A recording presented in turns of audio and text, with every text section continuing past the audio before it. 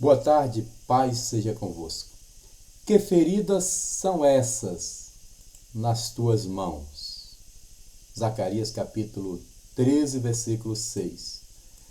Que feridas são essas nas tuas mãos? Se referem a Jesus, ou a outra pessoa, ou a outras pessoas? Lendo e explicando a Bíblia Sagrada, Zacarias 13.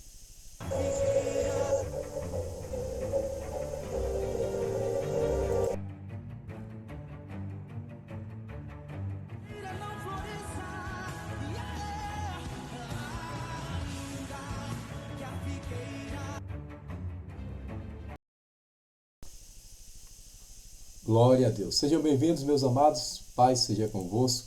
Graças a Deus que nos dá sempre a vitória por nosso Senhor e Salvador Jesus Cristo. Olha aí, Zacarias 13. São apenas 9 versículos, mas tem uma informação muito boa para nós aqui, um aprendizado nesta tarde. Muito bom, em nome de Jesus. Lembrando que fizemos no dia 1º de julho, fizemos 3 anos de live. Começamos com 200 inscritos, estamos chegando aos 9.000, se Deus quiser. Oremos pela paz de Jerusalém. Senhor Deus, em nome de Jesus nós oramos pela cidade amada, cidade do grande rei, cidade de Davi, cidade que o Senhor tem desenhada na palma das tuas mãos, cidade de Jerusalém. Haja paz sobre Jerusalém. Nós oramos em nome de Jesus. Amém. Jerusalém, prosperarão aqueles que te amam. Que feridas são essas nas tuas mãos? Vamos lá. Capítulo 13, versículo 1. Naquele dia haverá uma fonte aberta para a casa de Davi e para os habitantes de Jerusalém. Para que essa fonte, pastor João Neres? Para a purificação do pecado e da imundícia. Pastor João Neres, por que a letra N na palavra naquele está em negrito?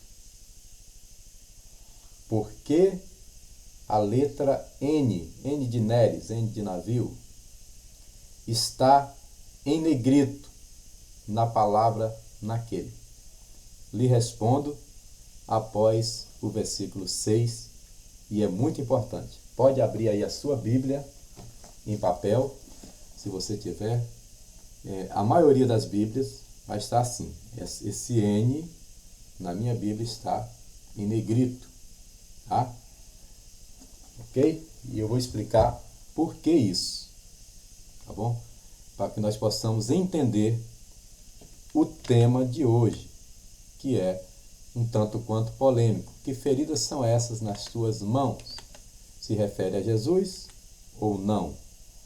Naquele dia haverá uma fonte aberta para a casa de Davi e para os habitantes de Jerusalém, para a purificação do pecado e imundícia. Então, o capítulo 13 começa falando de purificação do pecado. E acontecerá naquele dia, naquele dia, naquele dia, naquele dia, naquele dia. Ok? Naquele dia, nós já falamos aqui ontem que é o dia do Senhor. E acontecerá naquele dia, diz o Senhor dos Exércitos, que tirarei da terra, os nomes dos ídolos, ou seja, falsos deuses, e deles não haverá mais memória. E também farei sair da terra os profetas e o espírito da impureza. Que profetas são esses? Elias, Jeremias, Isaías? Claro que não. Está falando de purificação, uma fonte que purifica e que vai tirar da terra. Os profetas aqui são os falsos profetas, porque fala em cima de ídolos. São aqueles que profetizam por Baal, por Azerá e outros ídolos, ok? Rainha dos céus. E depois alguns, sem conhecerem a história, tentaram associar e até chamam a nossa irmã Maria de Rainha dos Céus, não sabendo que era uma adoração antiga a deusas pagãs. Tá? E por isso nós rejeitamos, como a Bíblia manda, a adoração de imagem. O capítulo 13 começa falando de purificação. Aqui está dizendo que Deus vai tirar os ídolos, os profetas falsos e o espírito da impureza que está nesses profetas.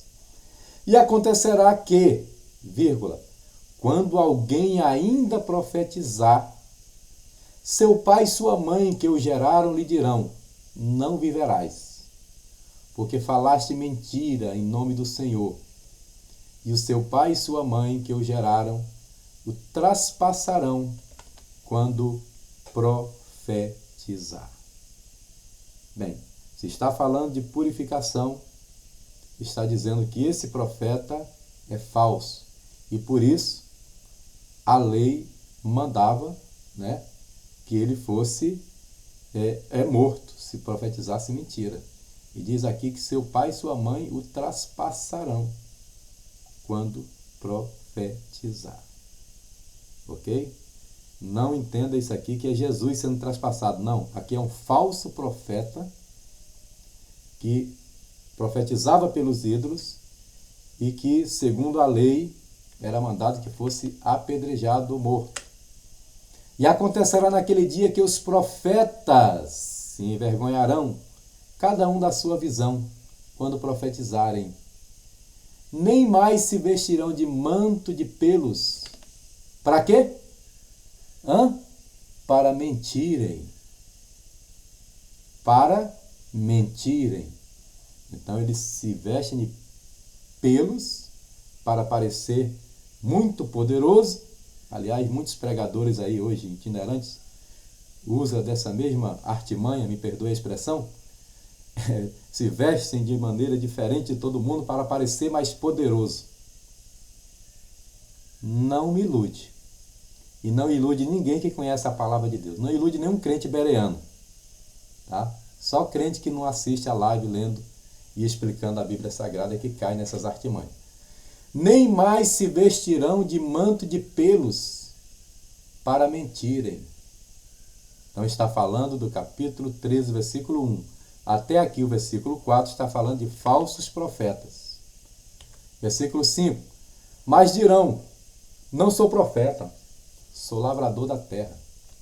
Porque certo homem ensinou-me a guardar o gado desde a minha mocidade. Ou seja, desde a minha mocidade, adolescência, eu fui contratado por um fazendeiro e eu estou trabalhando, não sou profeta não. Por quê? Porque a fonte que purifica estará jorrando em Jerusalém. E a fonte que purifica, aleluia, eis aqui a fonte das águas da vida. A fonte que purifica denuncia os falsos profetas. A fonte que purifica, no versículo 1, denuncia os falsos profetas. E a fonte que purifica é a palavra de Deus. Então veja bem, versículo 4 diz que eles mentiam. Versículo 5, ele está mentindo, dizendo que não é profeta, mas ele é profeta falso. E o versículo 6 diz assim: e se alguém lhe disser que feridas são estas, tem tradução que traz essas e tem tradução que traz estas, tá? As duas formas estão corretas. Que feridas são estas nas tuas mãos? Dirá ele: são feridas com que fui ferido em casa dos meus amigos. Por falar em amigos, meus amigos, eu quero interpretar esse versículo que causa muita polêmica, porque eu já ouvi muitas pregações de pregadores influentes e aqui, como disse aquele copeiro de Faraó, hoje me lembro dos meus pecados. Eu também já preguei e mencionei esse versículo como se referindo a Jesus. Muita gente acha que se refere a Jesus. Mas eu quero decepcioná-los nessa tarde e afirmar com toda segurança que pelas Escrituras, usando as regras de hermenêutica, usando aqui a ferramenta-chave da hermenêutica, que é a exegese, que vai examinar o contexto dos versículos anteriores, e o contexto histórico e teológico, eu vou afirmar para vocês categoricamente, não se refere a Jesus. Não se refere às mãos feridas de Jesus. Para você entender que esse versículo se refere a Jesus, você vai ter que dizer para mim que Jesus é mentiroso, porque esse profeta do qual está falando no versículo 6, ele se veste manto para mentir. Tá? Você vai ter que dizer que ele é dessa laia e dessa linha, desse grupo de profetas que adoravam ídolos e que profetizavam em nome dos ídolos. Bem, complementando a explicação, nós temos aqui dois contextos históricos. Aqueles que profetizavam pelos ídolos, como diz o versículo 4, eles se cortavam como os profetas de Baal se cortavam. Esse é um contexto. Então agora entrou a fonte purificadora em Jerusalém e vai exterminar a injustiça. Ele está sendo detectado como falso profeta. Aí ele tem feridas nas mãos. Essas feridas não é necessariamente os cravos, nem se refere a Jesus. Eram feridas que eram feitas por aqueles que profetizavam para Baal para se mostrarem mais poderosos, né? Esse é um contexto. Segundo contexto é que algumas pessoas se feriam nos funerais. Tem um texto em Jeremias capítulo 48 que fala sobre isso. Tá? Se feriam nos funerais com um ritual de tristeza. Então se feria para dizer que estava muito triste pelo morto. Era um costume antigo que alguns judeus passaram a praticar também. Era um costume pagão. E a palavra de Deus em Levítico dizia, não farás incisões nos vossos corpos. Mas eles faziam, porque eles se afastaram da palavra de Deus. Então, esse profeta falso, que estava com as marcas, porque profetizava pelos ídolos, quando perguntaram para ele, que feridas são essas nas tuas mãos? Ele disse, não, aqui não é ferida para Baal, não. Esse aqui é porque eu fui em um funeral na casa do meu amigo. Entendeu? São as feridas com que fui ferido em casa dos meus amigos. Foi um funeral que eu participei, não é nada disso que vocês estão pensando. Ok? Então, o capítulo 13, do 1 ao 6, está falando de falsos profetas. Por isso eu não posso acreditar que isso esteja se referindo a Jesus. Exegese é extrair do texto. Colocar no texto é exegese. Ok? Nós praticamos a exegese. Agora eu vou explicar para você aquela letrinha em negrito. Olha aí. Pode abrir a sua Bíblia e conferir, porque a minha está assim e eu acredito que a sua esteja também. As Bíblias que têm uma tradução boa, elas dividem os blocos de assunto, os parágrafos, conforme o assunto, com uma letra em negrito, no início da frase ou no início do parágrafo, né? Ou no início do bloco. Lembrando que a Bíblia foi escrita sem capítulos e versículos. Então, quando eu coloquei a letra em negrito lá no versículo 1, naquele dia, a outra letra em negrito só vai estar aqui no versículo 7. É porque do versículo 1 ao versículo 7 está se tratando de um tema. Do 7 ao 9, versículo 7 a 9 é outro tema. Agora sim, daqui para frente, está se referindo a Jesus. Ó espada, desperta-te contra meu pastor e contra o homem que é o meu companheiro, diz o Senhor dos Exércitos. Fere ao pastor e espalhar-se-ão as ovelhas, mas volverei a minha mão sobre os pequenos. Por que eu fiz questão de ensinar para você essa letra em negrito? Porque as pessoas que acham que esse versículo 6 se refere a Jesus, associam o versículo 6 ao 7. Só que o 7 é um outro bloco. Começa em negrito. É um outro tema.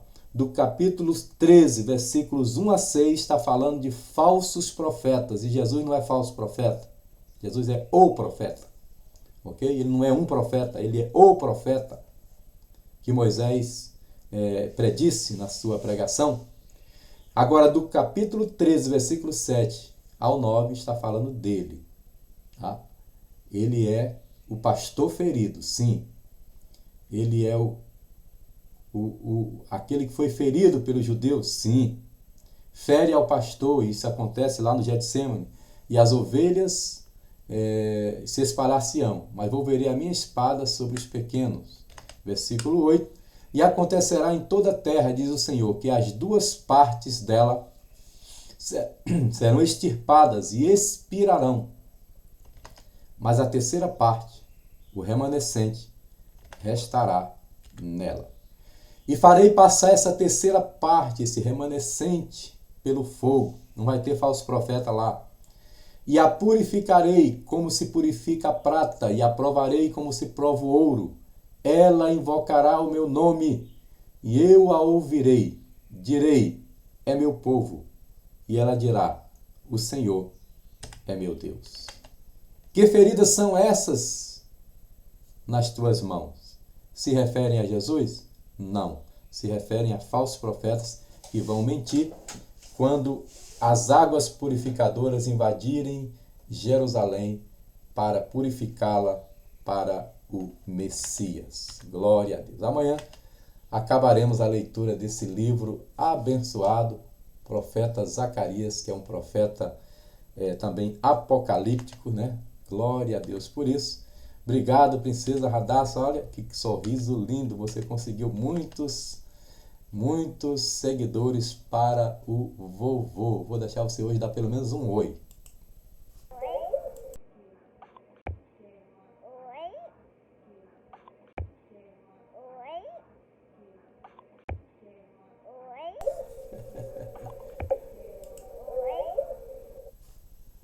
Ô, glória! Aleluia! O vovô se diverte. É isso aí, gente. Ler e explicar a Bíblia faz com que muitas vezes nós decepcionemos algumas pessoas, mas fazer o quê? Nós não podemos dizer o que a Bíblia não diz. Ah, é bonito, pastor, é bonito, mas não é exegético, teológico, verdadeiro. Eu não preciso desse versículo para dizer que as mãos de Jesus foram furadas, porque eu tenho diversos outros versículos.